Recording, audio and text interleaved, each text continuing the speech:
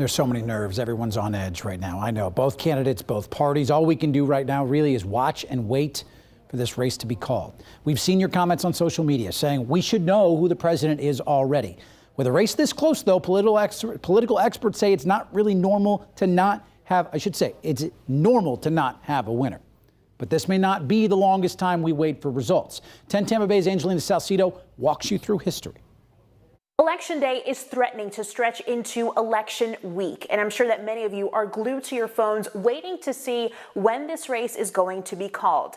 It may seem like it's taking too long to figure out who the next president is going to be, but history shows this isn't the first time. Let's take it back to 1876. Republican Rutherford B. Hayes ran against Democrat Samuel J. Tilden. Hayes won the presidency by 1 electoral vote, but the race wasn't called for 4 months. The certification came on March 2nd, 3 days before his inauguration. We know the longest time an electoral process was back in 1876. Florida was a pivotal part of that even back in 1876 because it was Florida, South Carolina, Louisiana who continued to try to manipulate the electors, and that's what drew that election out very long. 40 years later, in 1916, the presidential race wasn't called for more than 2 weeks. Democratic President Woodrow Wilson beat Republican Charles Evan Hughes after a close race. Both parties claimed victory 1 day after Election Day, but Hughes conceded on November 22nd. And in the year 2000, it took more than a month for Republican George W. Bush to be declared the winner over Democrat Al Gore.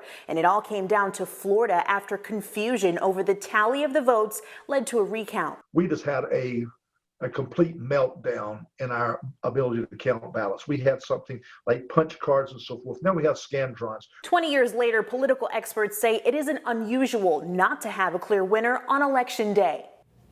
And as we mentioned, a lot of frustration with how long this process is taking to finalize results because we normally have results on election night. But those are projections, not deadlines.